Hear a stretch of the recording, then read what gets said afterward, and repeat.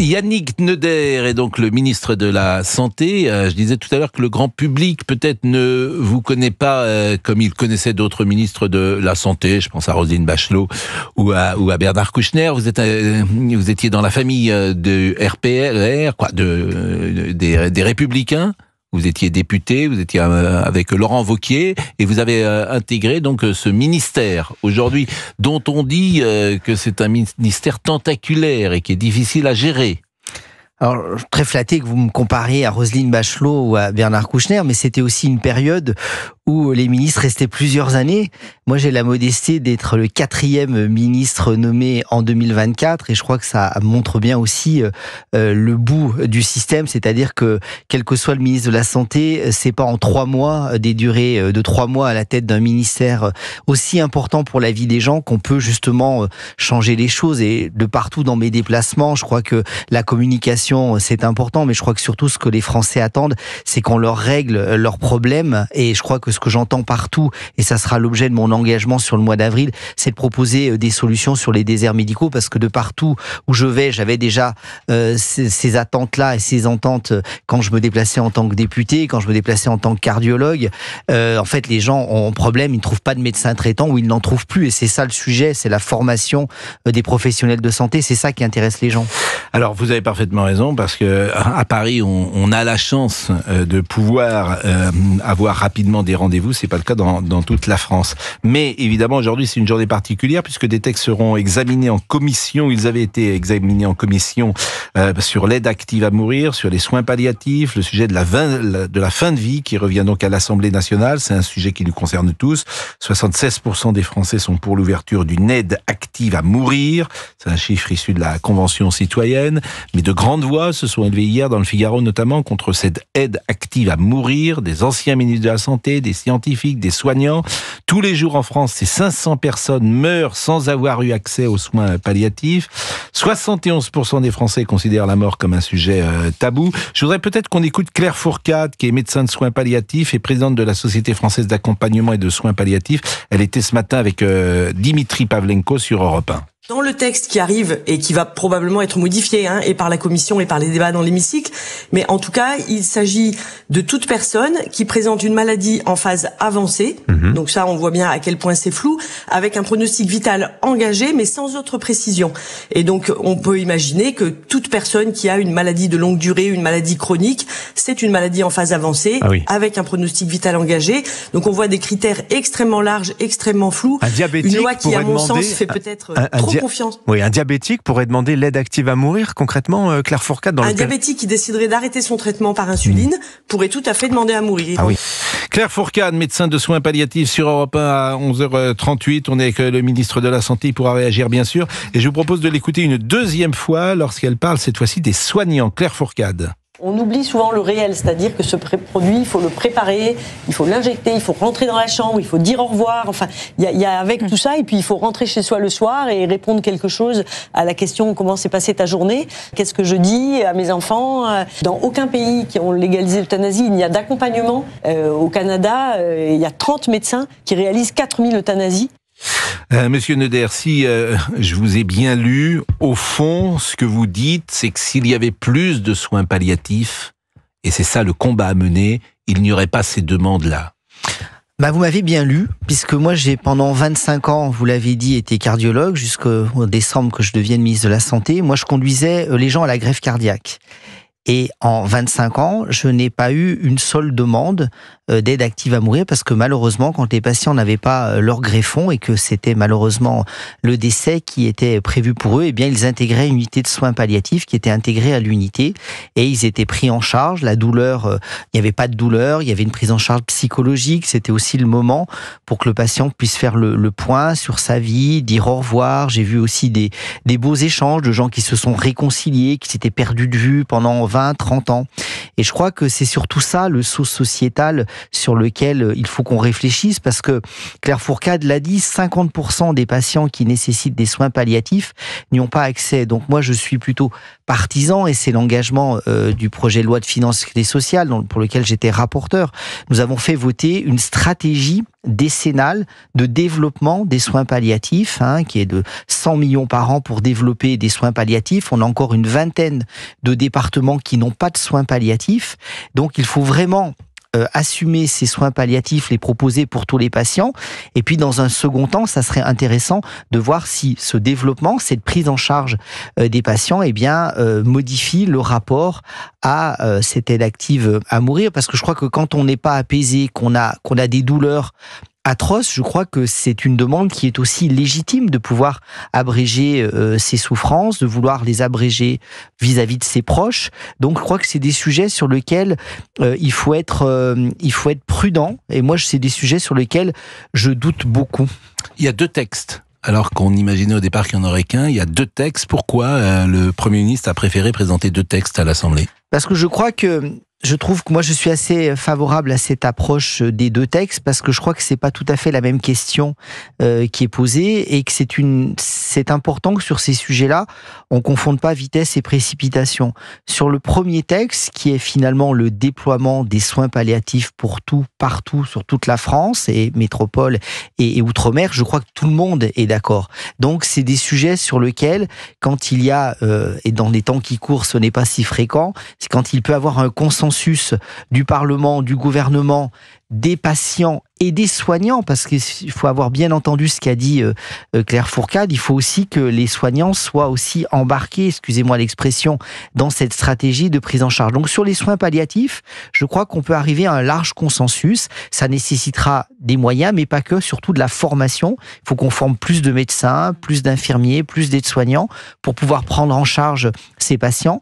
C'est rarement des choix de première année d'exercice professionnel. C'est souvent dans une deuxième partie de votre activité médicale, paramédicale, que vous décidez finalement d'être peut-être moins dans le curatif, d'être moins invasif. Vous pouvez avoir été anesthésiste, urgentiste, oncologue, pourquoi pas cardiologue, puis dans une deuxième partie de votre vie, accompagner les patients.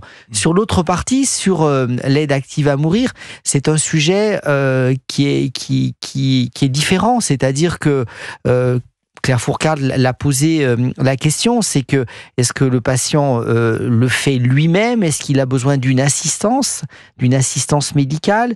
Qui décide? Est-ce qu'il faut une décision collégiale ou pas? Moi, j'ai été toujours... C'est plutôt votre choix, la décision collégiale. Vous voulez pas que ce soit une seule personne qui décide. Mais je pense que c'est dans l'intérêt du patient. Je l'avais dit en commission, puisque ces débats, nous les découvrons pas, nous les avons déjà eus en 2024. Ils ont été stoppés par la dissolution.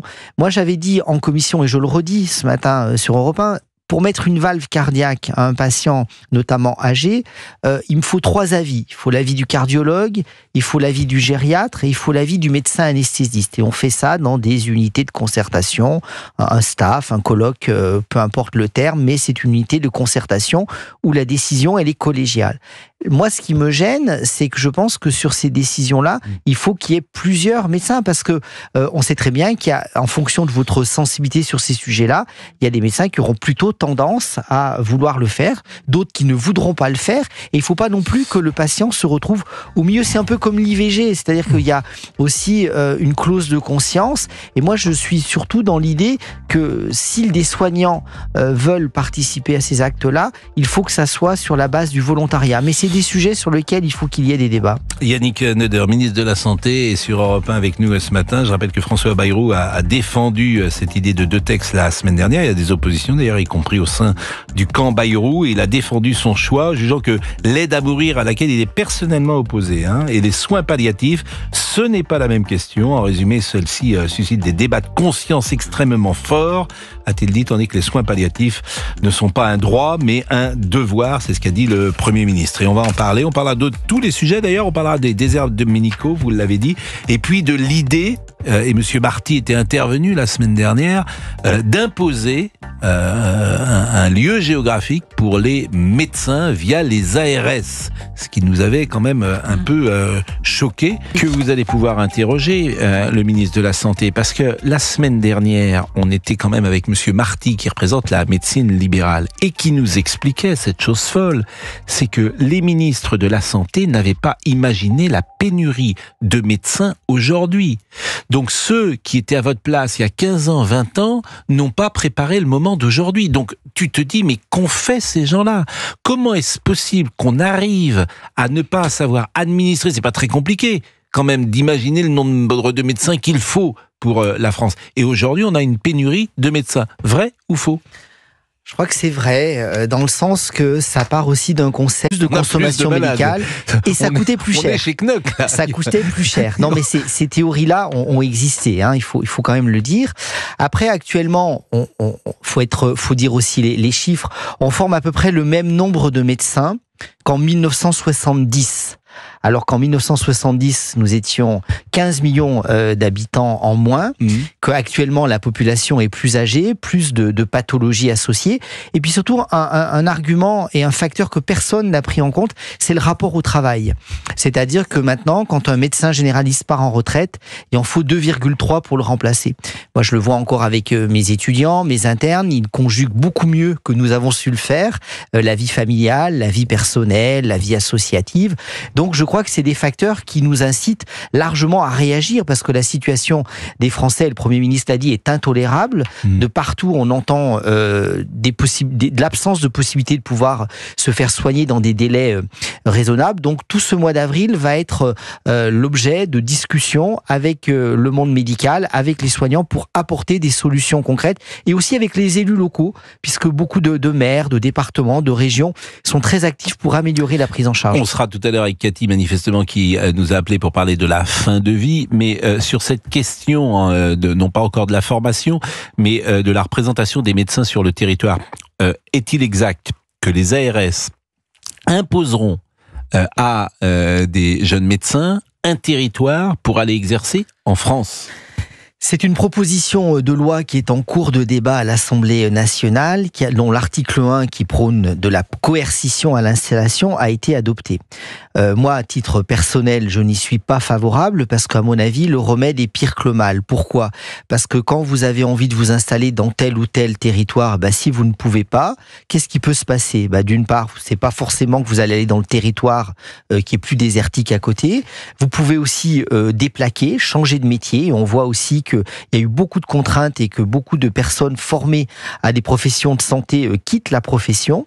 Ils peuvent aussi se déconventionner, c'est-à-dire qu'ils ne sont plus conventionnés avec la sécurité sociale, ce qui pose un autre problème qui est celui de la médecine à deux vitesses. Viendront ceux qui ont les moyens, et ceux qui n'ont pas les moyens se retrouvent toujours sans solution.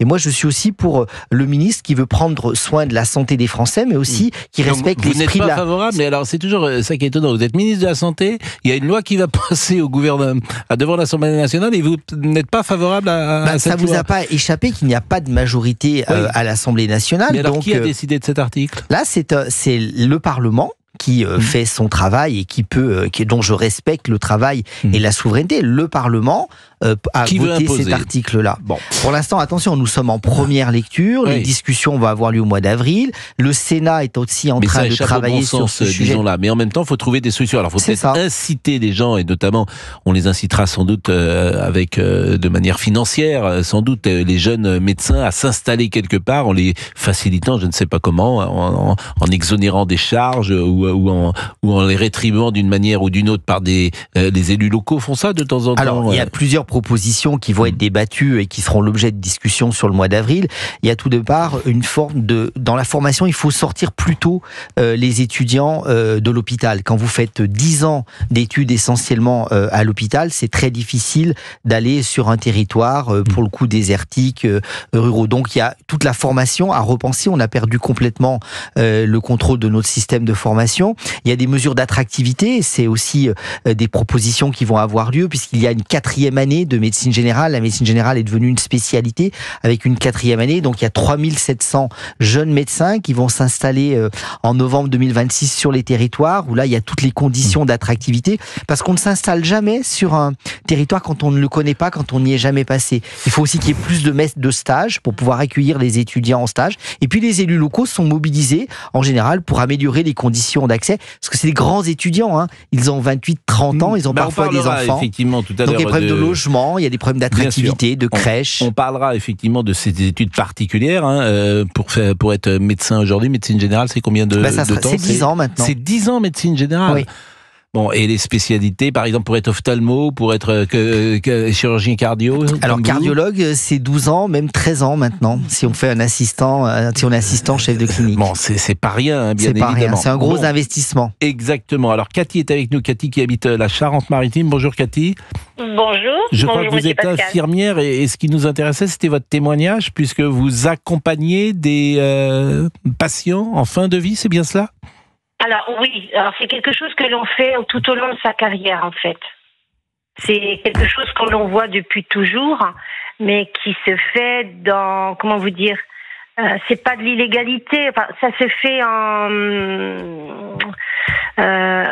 c'est fait de manière officieuse.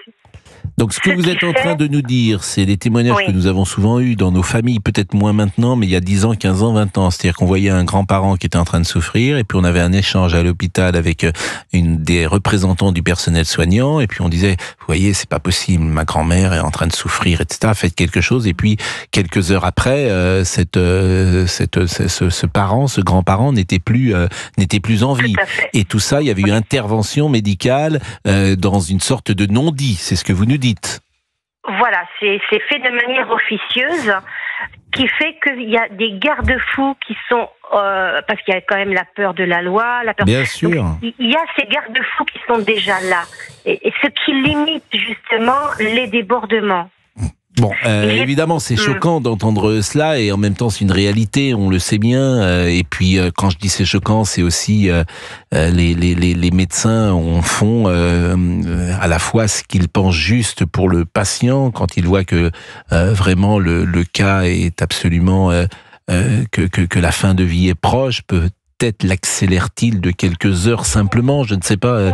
Comment l'exprimer, Monsieur Noder, un témoignage comme celui-là, vous qui êtes dans les hôpitaux, il y a peut-être aussi des choses que vous savez que vous pouvez peut-être pas dire officiellement. Moi, je crois surtout que ce que Madame témoigne, bonjour Madame, c'est surtout l'accompagnement qui est important quand on est en fin de vie.